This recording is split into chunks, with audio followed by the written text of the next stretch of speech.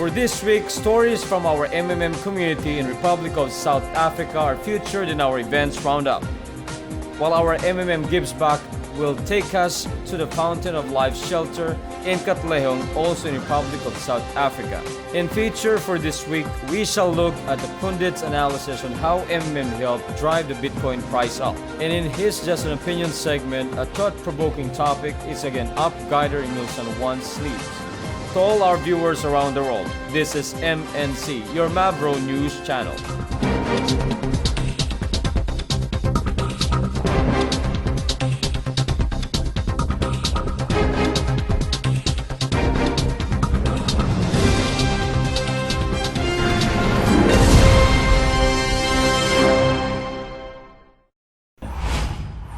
This week, all our stories are from our MMM South Africa community. And we start off with Guider Siswi's offline presentation last November 25, 2016 at the living room of a private residence in Durban. He had 6 guests in attendance and one of them opened the occasion with a short prayer. From there, Guider Siswick introduced them to the opportunities that MMM bring. He emphasized that MMM was not a bank, but a community of people helping each other that aims to free people from financial bondages. He added too that MMM registration is free and that getting the donation bonus is for everyone who commits to send donation. These topics were discussed in a very casual manner. Questions were also allowed as he moved from one topic to another. For those interested, Guider Siswick encouraged them to take the 10-day online Guider school for them to become guiders. He told them that once they pass, they can now apply for online funding so they can do offline presentations and build their network. He added that they just need to be committed in spreading the ideology of MMM. That the system completely belongs to the people, to us. There's no boss, there's no one person controlling it. We control it, right? This is the adversity of M. It helps each and every one of us. That was Guider Coratia Williams speaking in front of 4 guests during her offline presentation at Earthcroft in Durban, South Africa last November 27, 2016. Her talk lasted only for about 15 minutes, but she made sure that all important topics about MMM were discussed. She started with telling them about MMM's history in a nutshell and its ideology. She then showed them the calculator of happiness to illustrate how the donation bonus growth works. She also spoke about the rules first before touching on the benefits each member gets. From there, she moved on to the risks involved in participation and was upfront in telling them that a pause mode or restart is always possible. In that short span of time, Guider Croatia was also able to introduce them to Bitcoin and the advantages of using it in MMM over a local bank account.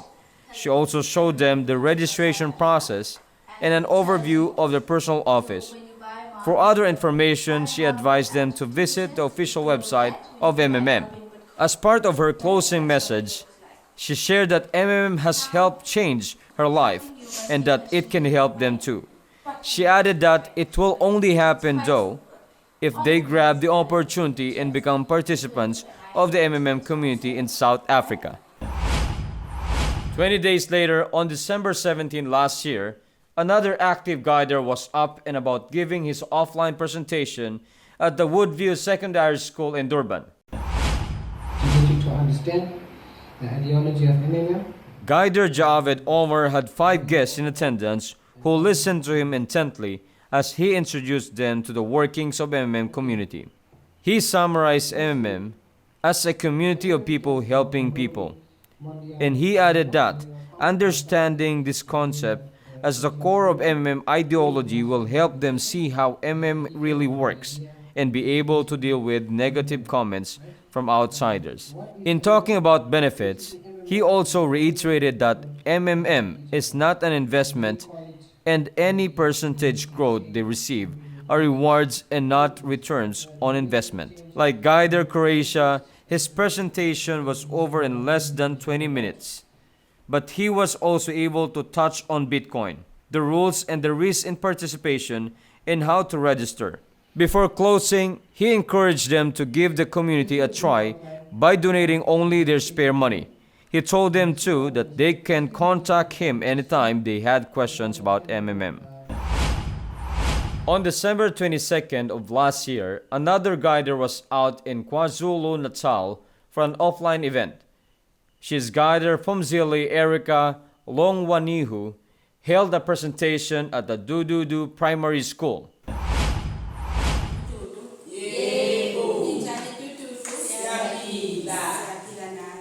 She organized it with the aim of reaching out to as many people and share that this presentation was organized so she can reach out with the ideology of the MMM community. Although she looked nervous at times, she was able to share with them everything they need to know with the aid of her laptop and projector. Guider Erica told them that our founder not only brought us the MMM platform, he was also instrumental in introducing the cryptocurrency Bitcoin to MMM members by adding it as a means of sending and receiving donation. She added that Bitcoin is flexible, easy to use in transactions, secure and decentralized so anyone can have access to it. In talking about the benefits, Guider Rika told her audience that MMM offers a lot of opportunities to anyone who are willing to exert efforts. Aside from the referral and registration bonus, she told them that they can enjoy Guider's bonus as well as long as they are willing to spend time to finish the online schooling. On December 23rd of last year, when it was already less than 2 days before Christmas, 2 guiders from South Africa still took time to organize offline presentations.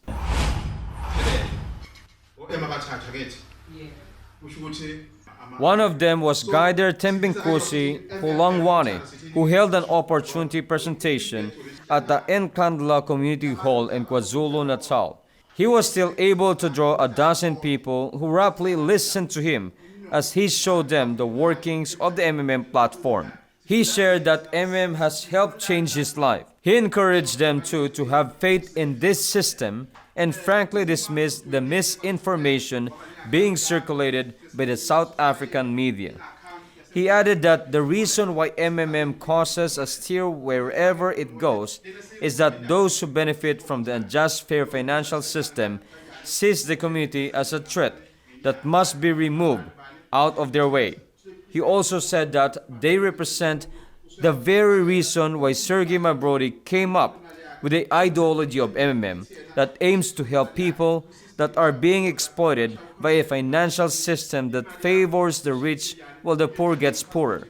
In discussing the benefits, Guider Tembinkosi pointed out that MMM is set to change the world financially by its revolutionary donation exchange platform. As a self-managed community where every member is given an opportunity to manage their own account, the ordinary person is slowly freed from the class of those predatory financial institutions. On closing, he encouraged them not to miss the opportunity presented by MMM. The other guider who was still busy spreading the MMM ideology on December 23rd of last year was Guider Tutuku. On that day, he was still out at the Ashdown Municipal Hall in Pietermaritzburg to deliver a talk about the MMM community.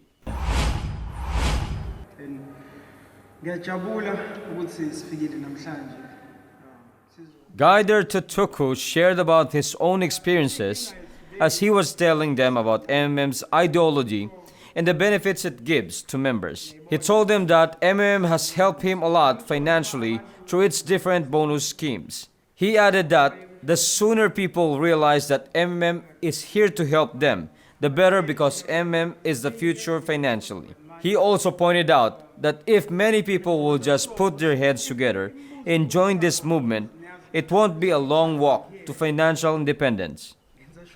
He reminded them, though, that beyond the bonuses, it is very important that they understand fully its ideology first. That without them ingraining it into their hearts, they will just end up treating MMM as another financial scheme and give up as soon as small problems arise. At 10 in the morning of December 10th last year, the Fountain of Life in Katlehong, Johannesburg in South Africa was witness to the power of giving as practiced by community. On that day, Guider Faith Similani paid them a visit and brought groceries as donation to the center.